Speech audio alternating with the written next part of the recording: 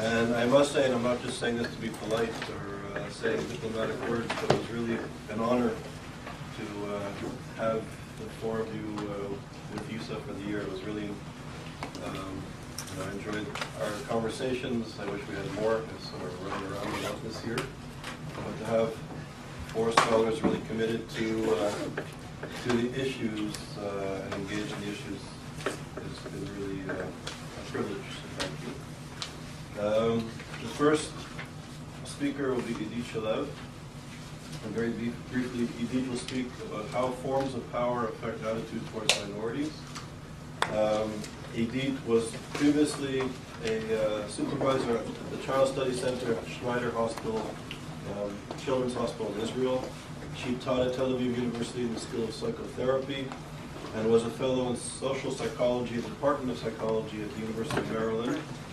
And she was in clinical psychology at the Department of Psychiatry at the University of Florida. She has a PhD from Haifa University, magna cum laude. I know that. And she also did her MA at Tel Aviv and a BA at Tel Aviv, also in psychology and special education. And she has a paper coming out with YIISA in the working paper series on Hamas and sort of issues of motivation to murder to kill for cause. It's a very good paper and will be coming out short. So, Dr. Shalev. So I suggest because I'm going to present data that I collected the last 2 weeks, I suggest that we use this forum as brainstorming. I would like to present to my way of thinking of ideas, and I would like to hear if you have suggestions how to continue these studies.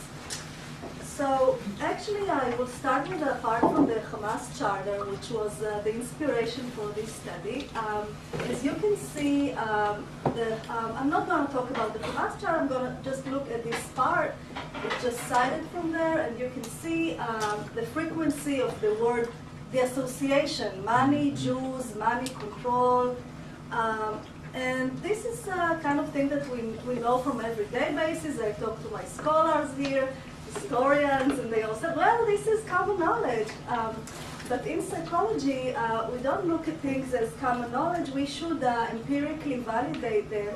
And I was curious to see what is the association between money and Jews, or money and attitude towards minorities? Is it real? How does money affect our life? Do we really, when we have money or when we don't have money, does it affect our attitudes? And I don't talk about chronic situations where somebody is rich or poor. I'm talking about, and I will expand the theory, but we actually talk about situations where we feel that we have more money or less money. How does it affect us on an everyday basis? Because the idea underlying it is that there's no such a thing as chronic situation. Like we change our attitudes all the time, and we are affected by cues, contextual cues, like things that we read, situations, images. All of these affect us on an everyday basis. And I was specifically curious about the association between money and Jews or minorities in general. So here is another citation from something that I found in the internet. This is actually a poem about the Jews. Again, you can see the association, Jews and money, and the money is the god of the Jews. And so here's something that I already explained, is that if we want to look at this association from a psychological point of view, we should, and this is also like explained as the methodology, we should like, we need to understand that actually the association, money and something affect our behavior immediately. So if somebody reads a text, in the text he sees the word money, money, money like 10 times, then his behavior should be congruent to the text. But we don't know exactly what is the association. Maybe money causes us to be more generous. Maybe money causes us to be more racist. We don't know what it is. We should study this empirically. So this is actually the theory that we see. If we see images, different kind of images, it could be symbols, it could be words, it could be just like faces of people. Everything affects our behavior in a congruent way. So the first question was, what is the psychological effect of having money? And what is the psychological effect of not having money? How does the power between, the association between money and power affect our attitudes towards minorities? And does the association between money and power specifically associated with Jews? Or is it that we just judge the world in general in terms of like money or no money? Like, and not specifically something that we pick on Jews. So first thing that when we do an empirical research, you should look and see what is in the literature. So the literature shows that reminders of money causes people to be less helpful. And it's not, and this is very interesting because it's not that when we think of money that someone else has. When we experience having money, we become less helpful and we become more lonely. We don't care about people. We don't try to share. We don't try to help people. And this actually was the citation. It was like published in Science. This is a major journal. And it's kind of interesting because we usually think of money as something that is helpful. And other findings show that thoughts of losing money, thought of having money is like it kind of like blunted the pain of being rejected. Thoughts of losing money, in contrast, increases the pain of rejection. So that means that money is something that actually, on the one hand, it's like kind of like recovery from social pain. On the other hand, when we have money, we don't really care of other people. But the association between money and racial attitudes or attitudes toward minorities was not studied, and this is what I did in study 1.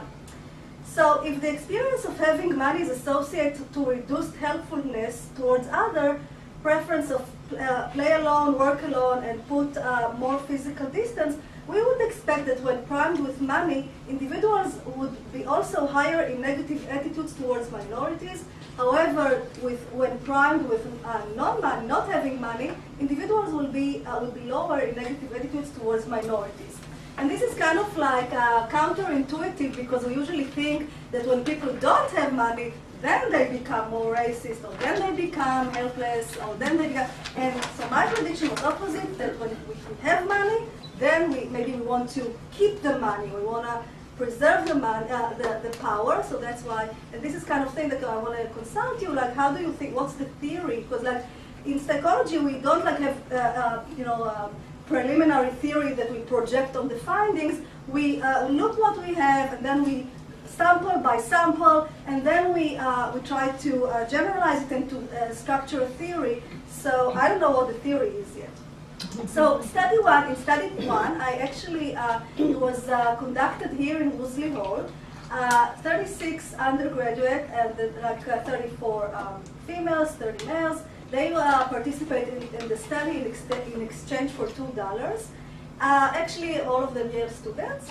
And the study was presented as a questionnaire on social attitudes. They were, at first we give them consent form. They need to agree for the study. And they were asked to recall a life experience. One group were asked to recall life experience where they had money. And the other group were asked to experience life experience where they didn't have money, and just to write it up, just to imagine it, like some kind of visual imagery, and to write up a paragraph, that's all. And then they were just asked to fill out a survey. The survey is called, it's called the Social Dominance Scale.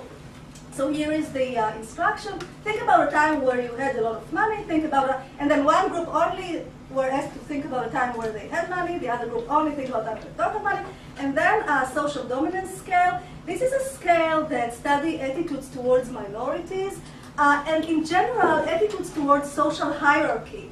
So it actually includes 60 statements rated from 1 to 7, and here are some samples of the scale. Some groups of people are simply inferior to other groups. If certain groups stayed in their place, we would have fewer problems. So this scale is actually correlated with racism, sexism, nationality, and so forth. And so the hypothesis was that experience of having money as compared to not having money would be associated with higher scores in the social dominance scale. So I did the t-test. What is really important here is just to see that the mean of the group that there was significant difference in social dominance scores for money and no money between the two groups. So the group that, so actually all Yale students are not racist, because like if the scale is from 1 to 7, you can see that in the higher group it was 381, which is still in the average, but there was a significant difference between the group that was primed with experience of having money and the group that was primed with not having money, showing that the experience of having money really affect our attitudes, and we become even temporarily more we want to preserve the power, we don't want to share it, we want to keep it. And this is interesting, to me at least. So in study 2, I was interested to see, study 1 was just tested the general association between money and attitude towards minorities. Study 2, the goal was to see if when we have money, who do we want to share it with? Do we want, if we have like the choice to keep the money or to share the money with either Jew, American Jew, Asian Jew, Asian American, Afro-American, or Greek American, are we going to find any difference between the group? And so I used here a very useful paradigm from social psychology. This is called the dictator game. And in the dictator game, we actually, it's like hypothetical situations. Sometimes we do it with real money. I did it hypothetically because I don't have money. So I just, I did it hypothetically. So the participants were given a script, and they said, okay, suppose that you have $10. You just got it like as a present. You have $10. You can keep part of the money, and you can share part of the money, and you can decide how much money you want to keep, how much money you want to share.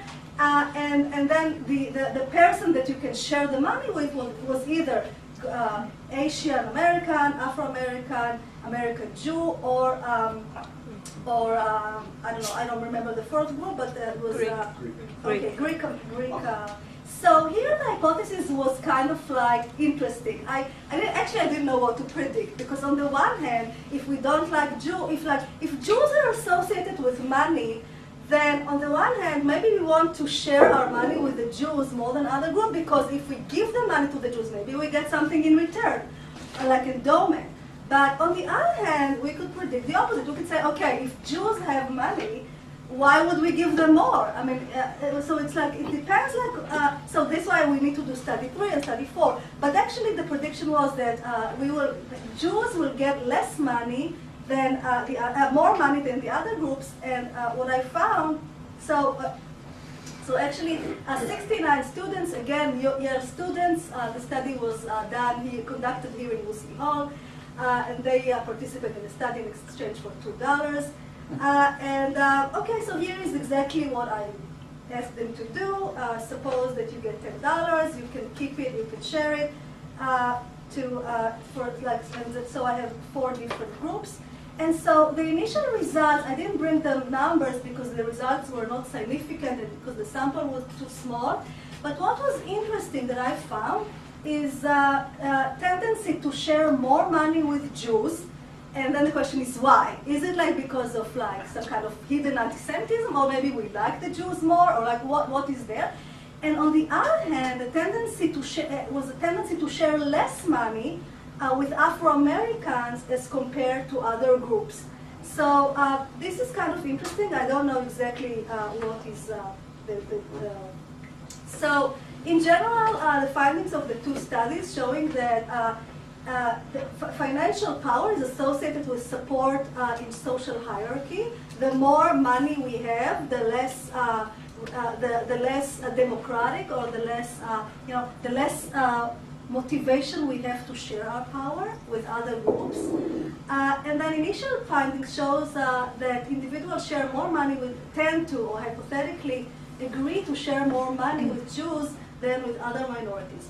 So what will be the future directions for studies? So one thing I started to do, and I still didn't collect the data, like some kind of extension to study one, because in study one I only checked the experience of me having money or me not having money. So now I thought, okay, but the difference if I have money or someone else has money. So I started to collect data that the participants need to experience a situation where someone else close has money and someone else distant has money, and like as compared to someone else close doesn't have money, someone else close someone else distant doesn't have money.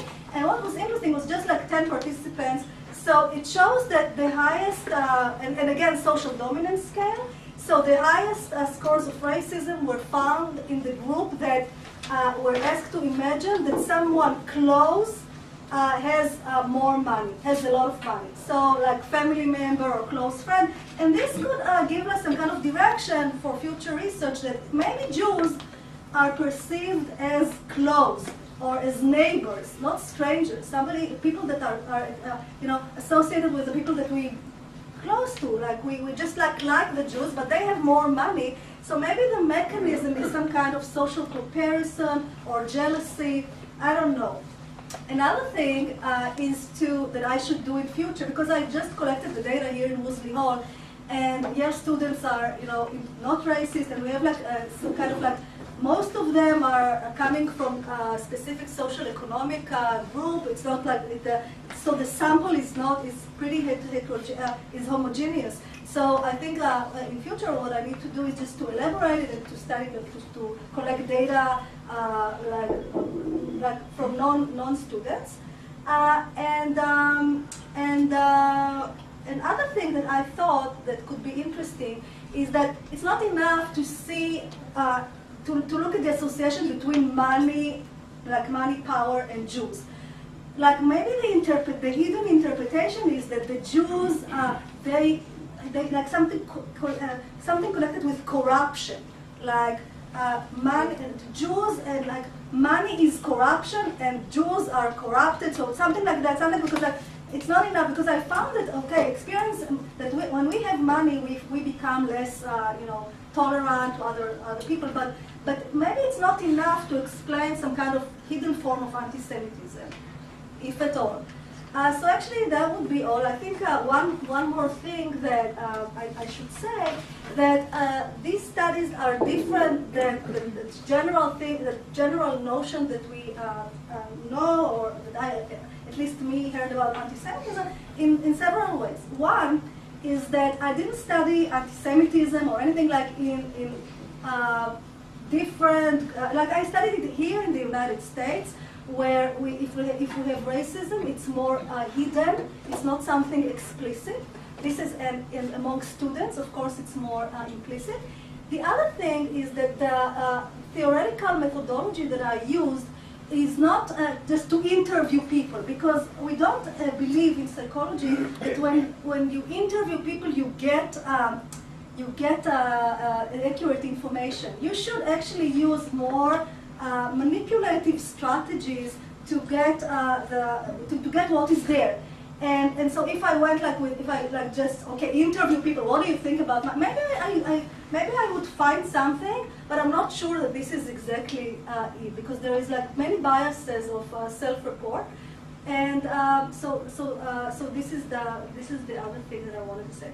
Okay, actually that's all. I would really appreciate if you have questions, suggestions for future research.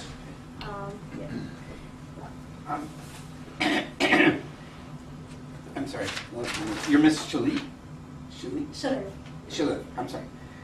So Ms. Shalev, I'm wondering, you do the second study and you say it's statistically not significant. So I'm wondering if you want to change your slide from the word shows to suggest. Yes, I don't know, Hebrew equivalent, absolutely. Because No, it's not shows yet. even though it's not statistically significant, which you know as a psychologist, but I only know what that term says. I don't know how you find out significance. It points you in some direction, so there must be something from the data or the debriefing you could say about it. Otherwise, you're sort of saying, well, my study wasn't significant, but this is how I There's tendency, it means that's there's a common thing tendency, for psychologists. so you need to increase the sample, because you see some kind of differences, but these differences could be random because the sample is too small, and so you can see, okay, but when it's significant, it means that you pass some kind of statistical test that shows that it's not random. So what I saw, because it's a small sample, so I saw tendency. Well, how many were in the second study? 69?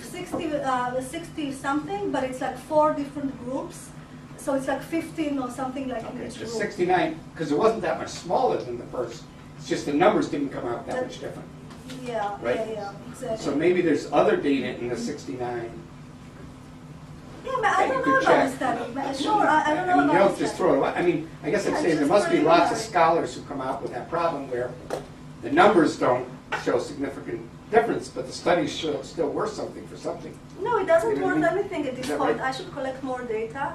This is pilot study, so in pilot study we just see, because it was not studied empirically, though like we always say Jews, mania, nobody did any study. So it just, you want like to see what is there, and then like if there's something at all or not. So this is what I did. This is a pilot study, and then I think that there is potential. I think it should be elaborated, but not more than that. One question, did you take the background of the respondent? Yes, ethnicity, age. Did you compare for any So, differences between the ethnic backgrounds respondents to sharing? Because that could be very interesting. I know it's interesting. So in study 1, I didn't find any correlation between the ethnicity or tendency to the social dominance scale. In study 2, the sample is again too small, so it was like 5. I just talked about it in the group. I had like 2 Germans. They had the tendency to give more money to Jews, and like most of the sample was included like white people. I didn't see anything in the data, but I think it's an important direction to study. And then also, I was going to say, I think that the samples, the population of the sample are, it's a very elite group of people Exactly. with a certain culture. Maybe Exactly. they're driven to succeed and to obtain power, in a sense. This is what they're being educated to do. Yes. So that has to have an impact, and it could be interesting to compare to Exactly. other groups in the population. Yes. And then the only other comment I'd say, the economic crisis or the economic condition, I think has a very obviously powerful effect on the media and the economy.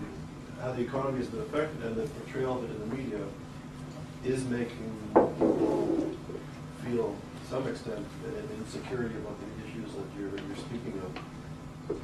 And how does that impact on these issues? Yeah, so this that is great. Like to show people, to have them, this is another study that could be done. Have people like read a newspaper, part of the newspaper about the economical situation, and then to see if this affects social dominance scale.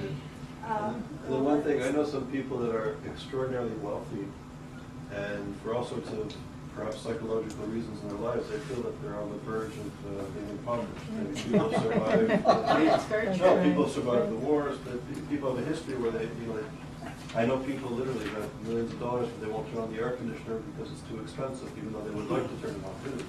There's people with all sorts of perceptions of wealth and security. Yes. So I don't know how you. So wealth. So you think that wealth is associated with insecurity? No, I don't know. Some people may feel very wealthy with a few hundred dollars in their bank account, whereas others may not. So I don't know. This is very interesting, like a mediation that Charles suggests to look at mediation as like attachment or a sense of security. How does it mediate the connection, the possible association between money and racism? So it's something, it's very interesting A student stuff. may feel very rich with $20 in his or her pocket and going on an Yes. evening on the town, they may feel great. So it's the perception of being rich as compared to the real money that you have. I am also a social psychologist, and I'd like to tell a little story first and then give some thoughts. The story is, and I'm also the president for the state of Connecticut of a nationwide nonprofit that basically helps people to be better managers of their own money. Some of whom have a lot of money, and invested themselves, some invested with the help of a finance person, and there's some mixtures. Okay, let's say you had $10,000, all right? Where did this $10,000 come from? Let us say there's 3 possibilities. 1, you inherited it 2, you earned it, and 3, you won it in the lottery. It's the same $10,000.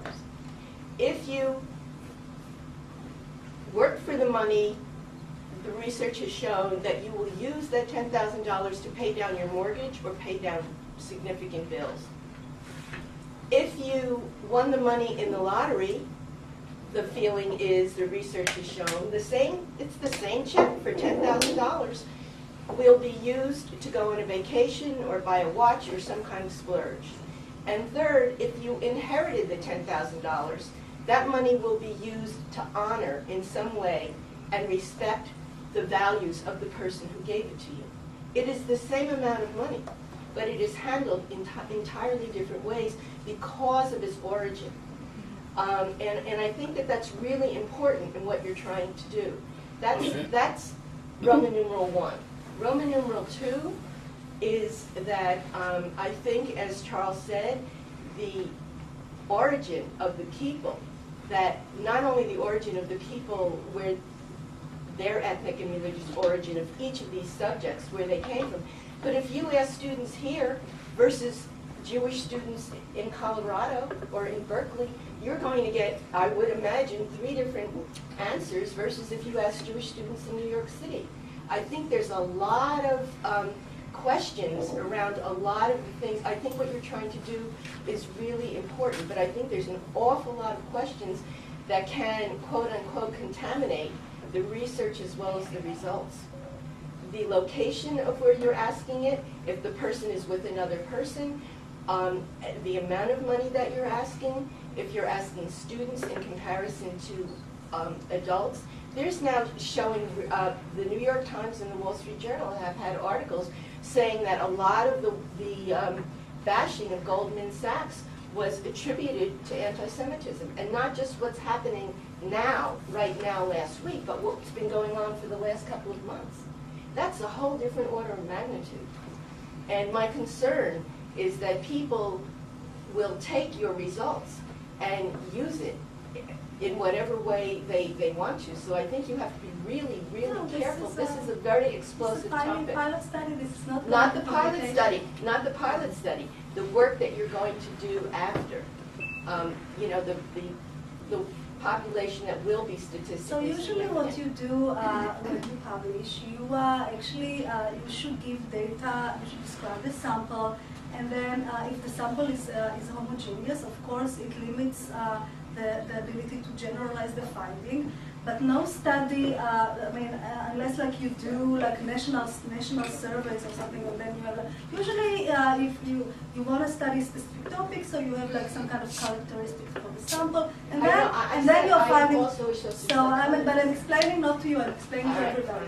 So of course, but what I did here is an initial.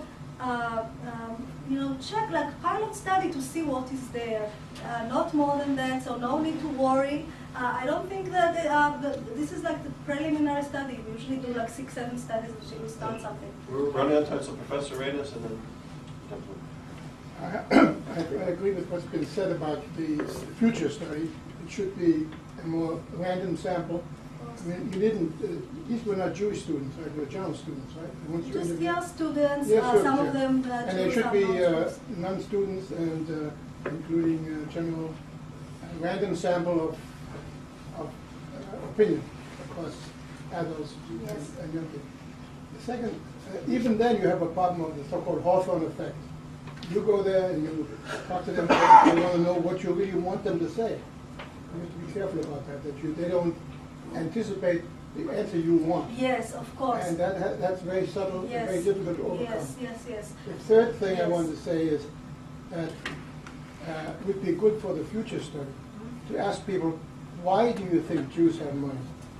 Did they come from? Absolutely. You know, did they come because they're corrupt, or because they were forced into money lending?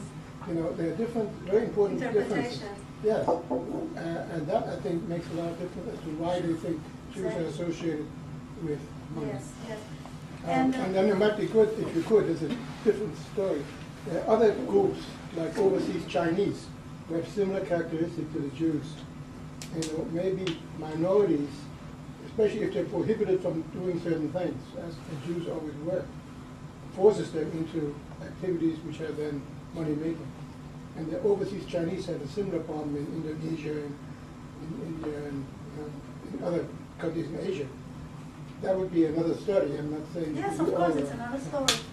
I just wanted to say about what you said about the participants guessing the study goal. What you want. So what you do is after you run the study, you just give them debriefing, and then you ask them, do you have an idea what did we try to study?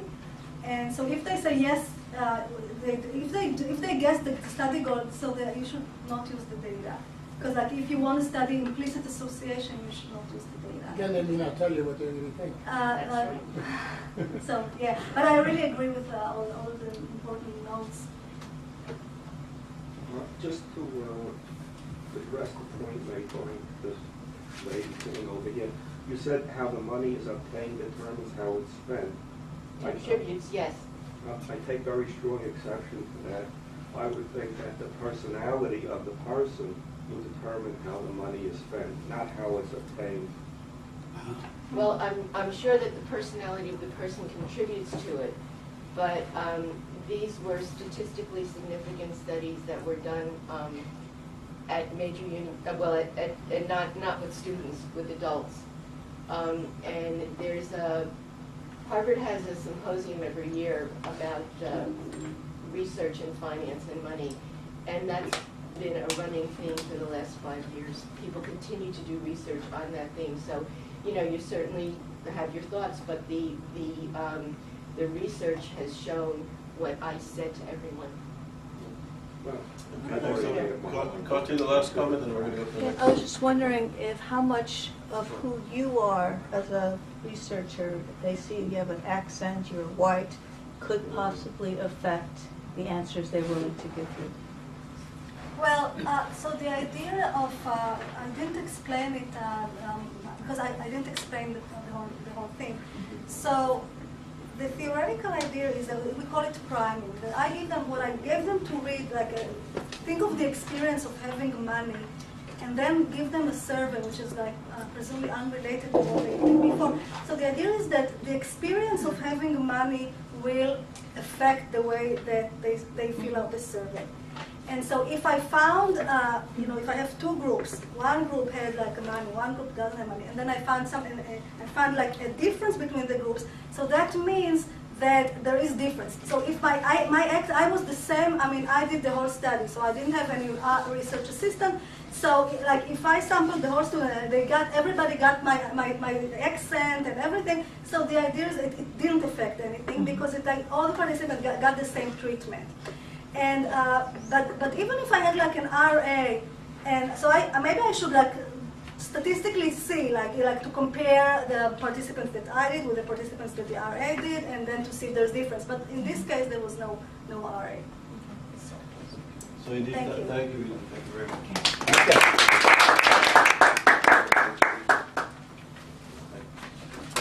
So our next speaker is Michelle. So Michelle Sieff is going to speak today about, and I think Michelle will speak and then we'll take a break. And then we'll be to other speakers. So Michelle's topic is the ultimate betrayal, human rights groups, genocide, and totalitarianism in the post-war era. Michelle's a postdoctoral research associate with us at YIISA, and she's worked for several organizations in the area of human rights, so she has practical experience. She worked with the Eurasia Group, Human Rights Watch, the Danish Refugee Council, Revenue Watch Institute, and the American Jewish Committee, AJC. She did her doctorate degree in political science at Columbia University, and her thesis analyzed transitional justice institutions in Africa. She's written articles, academic articles, as well as published in the Christian Science Monitor, the World Today, World Politics Review, and the World Policy Journal. And her work at YIISA has been on the intellectual components of left-wing, or some on the left-wing anti-Semitism and anti-Zionism. Thank you, Michelle. No PowerPoint, sorry. Great outside technology. You can Twitter sometimes. Yeah, we're tweeting. So my research has been focused on the human rights and international law arguments to advance anti-Zionist claims. Over the past decade, if you follow the news, since the outbreak of the Second Intifada, and especially after Israel's wars with Hezbollah and Hamas, criticisms of Israel's treatment of Palestinians and other Arabs in the name of human rights and international law have dramatically increased, both in terms of their quantity and in terms of the qualitative seriousness of these claims. Over the past decade, the number of human rights reports criticizing Israel has certainly increased, and I think now constitutes a disproportionately high amount of the overall output of human rights groups. Just looking at the organization Human Rights Watch, they admit that their reports on Israel over the past decade constitute 15% of the overall output of the Middle East Division. The Middle East Division covers 17 countries, so the fact that one country is 15% of the Middle East Division's overall output, I think, certainly suggests that it's a disproportionate amount at this point. But in addition, the qualitative content of the criticisms has become far more serious. During Israel's wars against Hezbollah and Hamas, Israel was accused of war crimes and crimes against humanity. And these are crimes which are subject to universal jurisdiction in international law. So these criticisms were made after both the 2006 Lebanon war and the more recent war against Hamas in Gaza. On the other side, aside from what these reports say, I think it's really important to take note of what they don't say. These reports end up being strangely silent about the fact that both Hezbollah and Hamas articulate what I would describe as totalitarian ideologies. And I'm using Hannah Arendt's concept of totalitarianism, which is fundamentally about calling for the extermination of a group from the earth. For example, the Hamas Charter explicitly calls for Israel's destruction and the elimination of a political community, and I think that you can also argue that it calls for the genocide of the Jews. So the stresses and silences of human rights groups, the very serious criticisms of Israel, and the silences about totalitarian ideologies have huge moral and political implications. First, these criticisms of Israel in the name of human rights and international law have correlated with a gradual erosion of Israel's legitimacy and the increasing sway of anti-Zionist arguments. I think that you can see this in the growth of boycott movements against Israel on university campuses around the world, which rely very prominently on human rights arguments and international law arguments. I think you can see this in the articles of Tony Judt, his 2003 article in the New York Review of Books, where he calls for the one-state solution, and also in the New York Times, where the one-state solution is now seriously discussed. And so these are liberal left publications, not fringe far-left publications. So again, the human rights arguments are central to these anti-Zionist claims, as well as to the way they are positively received. The Israeli government now acknowledges the link between criticisms of Israel in the name of human rights and Israel's eroding legitimacy. President Netanyahu recently identified the Goldstone Report as one of Israel's 3 most serious national security challenges, along with the peace process with the Palestinians and along with the Iranian nuclear threat. Second, the silences of the human rights reports and the failure to illuminate the totalitarian ideologies of radical Islamist groups are significant in that they help to publicly legitimate radical Islamist groups as normal, rational political movements. So I think the silences also have huge consequences. These consequences are a result of the enormous impact that human rights groups now exert on public opinion. They enjoy what has been called the halo effect. And so they are now the primary molders of public opinion about morality and justice in foreign affairs. So given the importance of these arguments, my purpose is to try and understand and explain the assault on Israel in the name of human rights. And if you were here for Professor Yakira's lecture a few days ago, what his book does, he didn't really go into his talk, but his book really tries to analyze the Holocaust arguments in anti-Zionist discourse. So I'm trying to get into another trope of anti-Zionist discourse, which is related to the human rights arguments. Okay.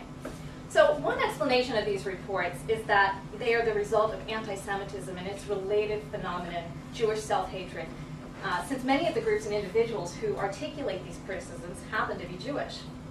A few responses.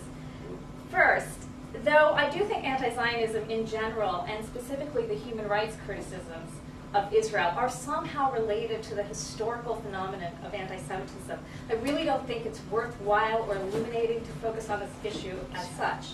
Even the concept of anti-Semitism, in my mind, elides the specificities of Jew hatred over the centuries, and I think as intellectuals we have to be much more precise in identifying the specific arguments against Jews or Israel. So the concept of anti-Semitism, to just use it, I don't think it tells us very much. I think it's a way of saying that it's bad and it's dangerous, which I agree with, but I don't think it helps us to really identify in a precise way the arguments that we need to respond to.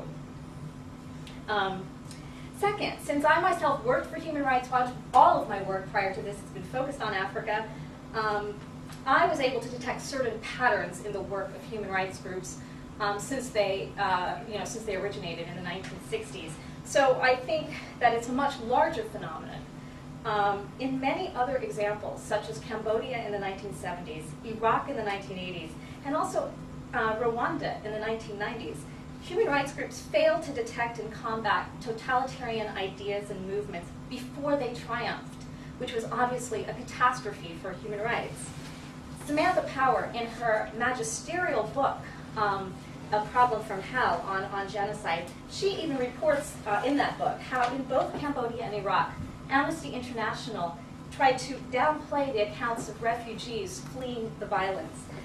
They labeled Pol Pot's slaughter and Saddam Hussein's arguably genocidal campaign against the Kurds as extrajudicial executions, which really, I think failed to illuminate at the time the precise nature of the ethnic-based slaughter that was occurring. So I think there is a larger pattern. In Rwanda, the human rights groups made a series of analytic errors, in my opinion. First, though the Hutu parties openly advertised their intentions to slaughter Tutsis, beginning around 1991, no human rights group reported on this when it was happening. Second, once the violence started, the human rights groups did spring into action, but even then they interchangeably labeled the violence war crimes and genocide, again conceptually confusing the issue.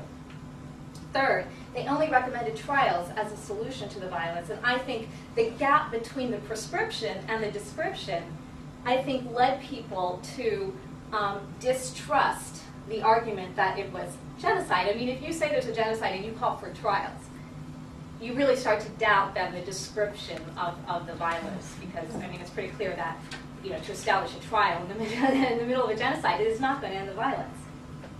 So it's my observation of these patterns and silences and the stresses of human rights groups that led me to speculate that there's a much larger intellectual distortion going on. And this has manifested itself, I think, most visibly in reports on the Arab-Israeli conflict, but it's certainly not unique to the reports of that region. The second explanation for these human rights reports, and the one that's really peddled by the groups themselves, is that these reports are simply unbiased, objective applications of international law. They're just applying international law, which is out there, to the conflicts at hand. A few responses to this. First, this view of international law does not accord with contemporary debates over domestic law and jurisprudence. There's a very rich debate over how domestic law works, and it's generally understood that there is no simple application of law to a particular situation. It's a process of interpretation of law to a particular situation. So the position of human rights groups, when viewed from the perspective of domestic law, is very simplistic. Second, the process of applying international law is far more fraught with complications than domestic jurisprudence. There are three major bodies of international law that govern political violence. First of all, there are the laws that govern wars, which you've been hearing a lot about lately, which are the laws of war, and those derive from the Geneva Conventions and the additional protocols, which were signed in 1977. Second, there's a body of law that governs the ultimate crime, genocide, which derives from the Genocide Convention, signed in 1948. Third, there's also a body of law which governs political violence during peacetime, such as the International Covenant on Civil and Political Rights. And these derive from the Universal Declaration of Human Rights, also signed in 1948. So the process of even identifying which body of international law to apply to situations of violence is intertwined with a philosophical and political debate over what you define war. When do you call outbreaks of violence war? And it's only when you define it as war that you then invoke the Geneva Convention and the laws of war. So, and this was the essence of the debate between the Bush administration and human rights groups over the response to 9/11.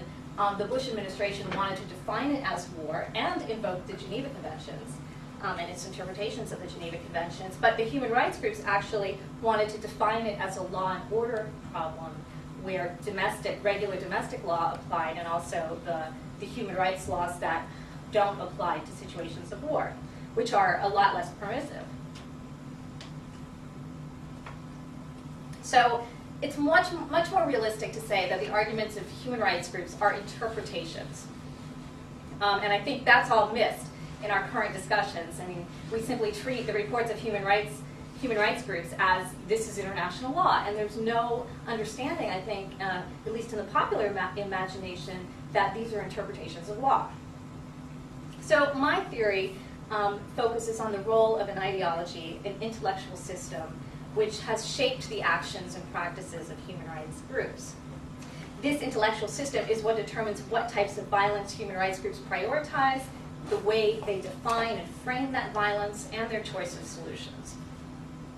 This new intellectual system has been created and articulated by a new and very powerful class of intellectuals, international lawyers. So my research is also a sociological analysis of the rise and influence of a new class of intellectuals. Now, if you're familiar with the work of the French philosopher Raymond Aron, he wrote an important book in 1950, The Opium of the Intellectuals, where he analyzed the role of intellectuals, European intellectuals, in developing Marxist doctrines, which he argued was important to the survival of communism as a political movement. So he was analyzing the role of intellectuals. So I'm tracing the intellectual history of this modern human rights movement and looking at its spokespersons as this new class of intellectuals, a very influential class of intellectuals. Some of the authors that I am looking at that I think are very important to the human rights movement today are the German legal theorist Hirsch Lauterpacht. Don't know how to pronounce his name, but he was one of the leading international lawyers of the century. He was born in 1897 in Central Europe. He ended up having to leave. He was in Austria-Hungary, had to leave there because of anti-Semitism, went to Germany, even though he converted to Catholicism, and eventually had to flee to America. And he develops really a seminal text for the modern human rights movement called The International Law of Human Rights. A second theorist is Hans Kelsen, also a Jew born in Prague in 1891. Also loses his job for political reasons, and he also ends up in the United States. The more recent scholars who draw on the work of these German theorists are Richard Falk, who's a professor of international law at Princeton, and now the special rapporteur of the the UN Special Rapporteur for the so-called occupied Palestinian territories, and Louis Henkin, a professor of international law at Columbia. So, the people in the human rights groups don't often examine the intellectual assumptions that they are working from, but it's these theorists, these legal scholars that kind of have developed the ideas which they put into practice. So in my mind, these international lawyers have developed several specific myths which I'm trying to identify and describe, and these myths shape the practice of human rights groups. And I'll just go into one myth so I can show you how it might shape or distort the perspective of human rights groups. How am I doing on time? Sorry. You're okay. Okay. So in my mind, one of the reasons human rights groups don't seem to notice or care very much about the existence of totalitarian movements is that they believe that international law does and should only focus on individuals, both individual perpetrators and individual victims. They see international relations as fundamentally about the actions of individuals, where organized political movements and their doctrines and ideologies are relatively unimportant. The core foundational myth of the human rights movement is that after the Second World War, the nature of international law completely shifted its focus. Whereas before it used to focus on states, after the war, international law was primarily focused on the rights of individuals. This view is commonplace among human rights activists, and many scholars have coined labels such as cosmopolitan law and humanities law to describe this new international law of individual human rights. Now, this view of international law has a history, and it comes from Lauterbach, from his book International Law and Human Rights. And I'll just give you a quote, some evidence for what I'm saying today, from his book. Lauterbach argued that as a result of the Charter of the United Nations, as well as of other changes in international law, the individual has acquired a status and a stature which have transformed him from an object of international compassion into a subject of international right. For insofar as international law is embodied in the Charter and elsewhere recognizes fundamental rights of the individual independent of the law of the state, to that extent it constitutes the individual as a subject of the law of nations. And so Lauterbach pointed to the UN Charter, the Universal Declaration of Human Rights, and also the precedents of the Nuremberg trial. So he made 2 points about the Nuremberg trial, both of which I'm going to critique, just to show you my method, which is to look at the ideology and then to go back to the history and unearth an alternative interpretation of these international legal precedents. So Lauterbach argued that he saw the prosecution of Nazi leaders for crimes against humanity at Nuremberg as an acknowledgement of the, quote, fundamental rights of the individual recognized by international law. Second, Lauterbach argued that the central achievement of the Nuremberg judgment was to establish individual criminal accountability for crimes committed on behalf of the German state. In his mind, the judgment rejected all notions of collective responsibility and collective punishment. And he also saw the Genocide Convention in a similar light, that its central achievement was to establish individual liability for the crime of genocide. In my mind, this is a drastic simplification of the achievements of the Nuremberg trial and the Genocide Convention. And I think this view is dangerous because it reduces the post-war legal concepts to the types of impotent liberal ideas that proved so defenseless in Europe in the 1930s. In fact, the architects of the post-war order really intended to strengthen liberalism with more robust legal categories and ideas that could be used to detect and fight totalitarianism in the future. First, the concept of crimes against humanity was not intended to refer to crimes against individuals. It was intended to describe the crimes committed against the Jews as Jews. In general, the Nuremberg trial did not prioritize the crimes against the Jews. I don't know how much you all know about the Nuremberg trial, but it really focused on the crime of aggression and also war crimes. But at that time, the slaughter of Jews as Jews was not central to our understanding of what had happened in World War II.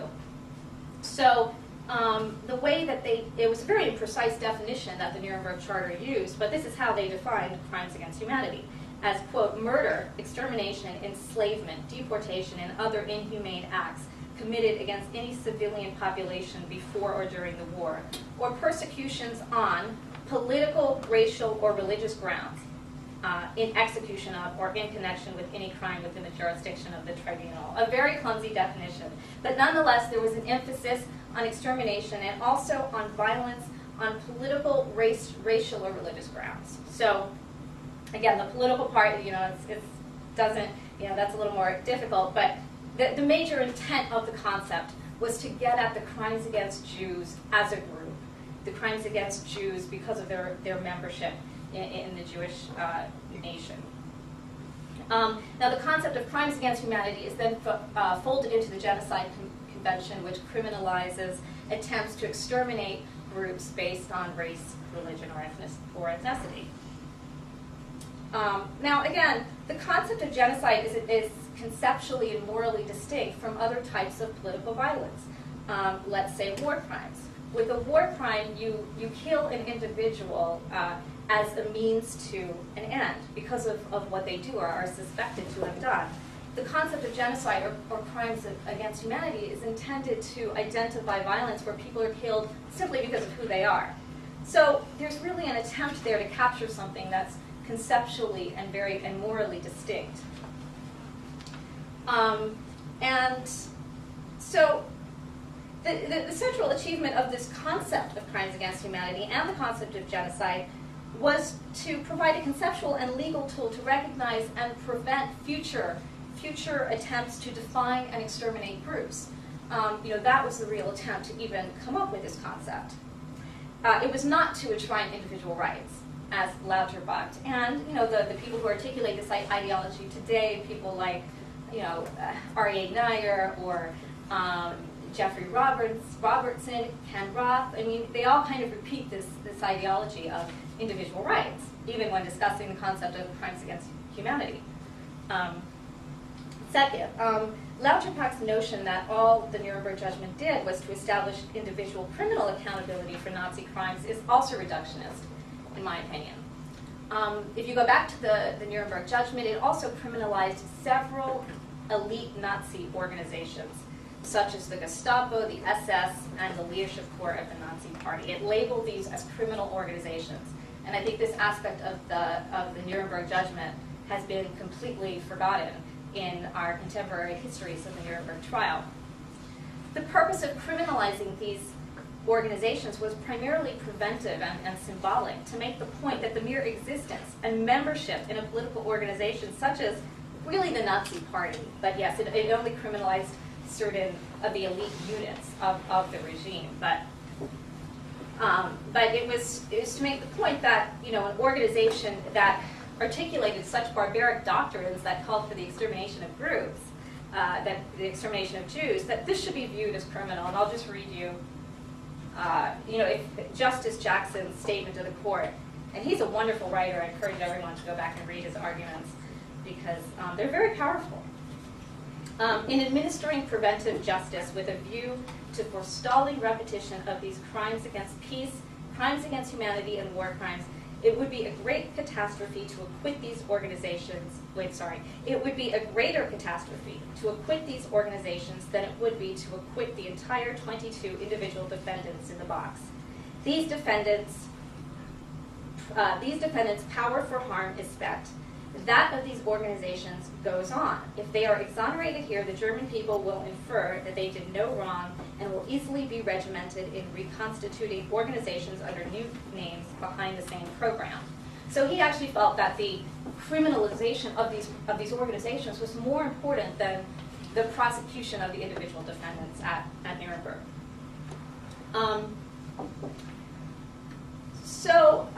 I think when you go back and start to look at the international legal precedents that human rights groups want to draw on, I think that you can see that the post-war architects really intended to illuminate and prioritize organized attempts to exterminate groups.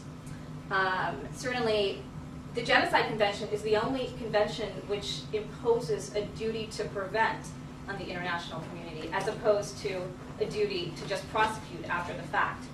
Again, why does this matter? In my mind, it's their belief that their mission is to defend individual rights and to only see the world politics in terms of individuals, that these groups really have not prioritized crimes directed against collectives, organized attempts to exterminate groups.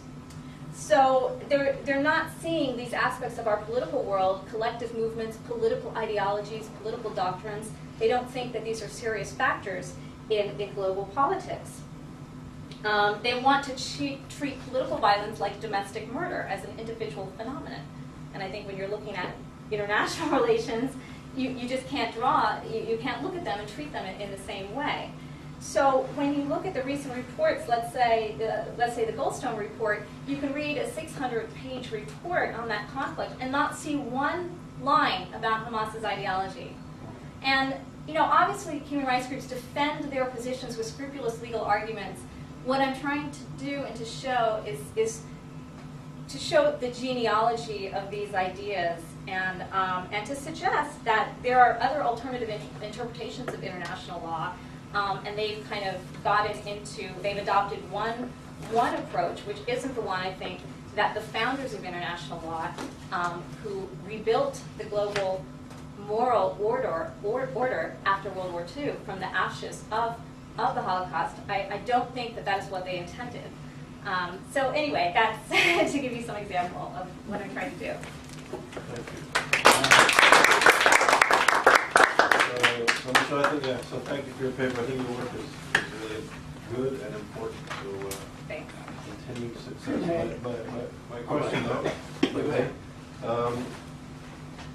so I think your point in sort of the context and how, for example, the Coastal Report, there's no sort of contextualization of not only the ideology, but sort of the political and military situation, in a sense, but certainly the ideology. And yet, and you speak about how international law is based on individual notions and individual rights. But it seems to me, as a non-legal person kind of following the situation, that in the goal here, and I must say, and I'm not just saying this to be polite or saying diplomatic words, but it was really an honor to have the four of you with YIISA for the year. It was really, I enjoyed our conversations. I wish we had more. It's sort of running around a lot this year. But to have four scholars really committed to the issues and engaged in the issues has been really a privilege. So thank you. The first speaker will be Idit Shalev. And very briefly, Idit will speak about how forms of power affect attitudes towards minorities. Idit was previously a supervisor at the Child Study Center at Schneider Hospital, Children's Hospital in Israel. She taught at Tel Aviv University in the School of Psychotherapy and was a fellow in social psychology at the Department of Psychology at the University of Maryland. And she was in clinical psychology at the Department of Psychiatry at the University of Florida. She has a PhD from Haifa University, I know that. And she also did her MA at Tel Aviv and a BA at Tel Aviv, also in psychology and special education. And she has a paper coming up with YIISA in the working paper series on Hamas and sort of issues of motivation to revert to kill for cause. It's a very good paper and will be coming out shortly. So, Dr. Shalev. So I suggest because I'm going to present data that I collected the last 2 weeks, I suggest that we use this forum as brainstorming. I would like to present to my way of thinking of ideas, and I would like to hear if you have suggestions how to continue these studies. So actually I will start with a part from the Hamas Charter, which was the inspiration for this study. As you can see, I'm not going to talk about the Hamas Charter, I'm going to just look at this part. It's just cited from there, and you can see the frequency of the wounds toward minorities was not studied, and this is what I did in study 1. So if the experience of having money is associated to reduced helpfulness towards others, preference of play alone, work alone, and put more physical distance, we would expect that when primed with money, individuals would be also higher in negative attitudes towards minorities. However, when primed with non-money, not having money, individuals will be lower in negative attitudes towards minorities. And this is kind of like counterintuitive, because we usually think that when people don't have money, then they become more racist, or then they become helpless, or then they become... And so my prediction was opposite, that when we have money, then maybe we want to keep the money, we want to preserve the money, the power, so that's why, and this is kind of thing that I want to consult you, like how do you think, what's the theory? Because like in psychology, we don't like have, preliminary theory that we project on the findings. We look what we have, and then we sample by sample, and then we try to generalize it into structure a theory. So I don't know what the theory is yet. So in study one, I actually, it was conducted here in Woolsey Hall. 36 undergraduate and like 34 females, 30 males. They participated in the study in exchange for $2. Actually, all of them Yale students. And the study was presented as a questionnaire on social attitudes. They were, at first we give them consent form. They need to agree for the study. And they were asked to recall a life experience. One group were asked to recall life experience where they had money, and the other group were asked to experience life experience where they didn't have money, and just to write it up, just to imagine it, like some kind of visual imagery, and to write up a paragraph, that's all. And then they were just asked to fill out a survey. The survey is called, it's called the Social Dominance Scale. So here is the instruction. Think about a time where you had a lot of money. Think about and then one group only were asked to think about a time where they had money. The other group only think about a time when they don't have money. And then social dominance scale. This is a scale that studies attitudes towards minorities and in general attitudes towards social hierarchy. So it actually includes 60 statements rated from 1 to 7. And here are some samples of the scale. Some groups of people are simply inferior to other groups. If certain groups stayed in their place, we would have fewer problems. So this scale is actually correlated with racism, sexism, nationality, and so forth. And so the hypothesis was that experience of having money as compared to not having money would be associated with higher scores in the social dominance scale. So I did a t-test. What is really important here is just to see that the mean of the group that, there was significant difference in social dominance scores for money and no money between the two groups. So the group that, so actually all Yale students are not racist because like if the scale is from 1 to 7, you can see that in the higher group it was 381, which is still in the average. But there was a significant difference between the group that was primed with experience of having money and the group that was primed with not having money, showing that the experience of having money really affect our attitudes and we become even temporarily more we want to preserve the power, we don't want to share it, we want to keep it. And this is interesting, to me at least. So in study 2, I was interested to see, study 1 was just tested the general association between money and attitude towards minorities. Study 2, the goal was to see if when we have money, who do we want to share it with? Do we want, if we have like the choice to keep the money or to share the money with either Jew, American Jew, Asian Jew, Asian American, Afro American, or Greek American, are we going to find any difference between the association, money, Jews, money, control? And this is kind of thing that we know from everyday basis. I talk to my scholars here, historians, and they all said, well, this is common knowledge. But in psychology, we don't look at things as common knowledge. We should empirically validate them. And I was curious to see what is the association between money and Jews, or money and attitude towards minorities? Is it real? How does money affect our life? Do we really, when we have money or when we don't have money, does it affect our attitudes? And I don't talk about chronic situations where somebody is rich or poor. I'm talking about, and I will expand the theory, but we actually talk about situations where we feel that we have more money or less money. How does it affect us on an everyday basis? Because the idea underlying it is that there's no such a thing as chronic situation. Like we change our attitudes all the time, and we are affected by cues, contextual cues, things that we read, situations, images. All of these affect us on an everyday basis. And I was specifically curious about the association between money and Jews or minorities in general. So here is another citation from something that I found in the internet. This is actually a poem about the Jews. Again, you can see the association, Jews and money, and the money is the god of the Jews.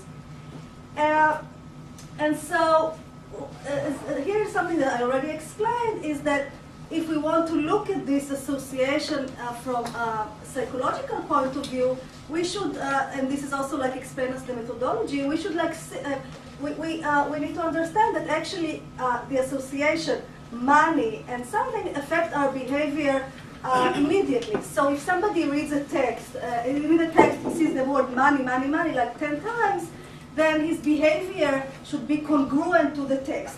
But we don't know exactly what is the association. Maybe money causes us to be more generous.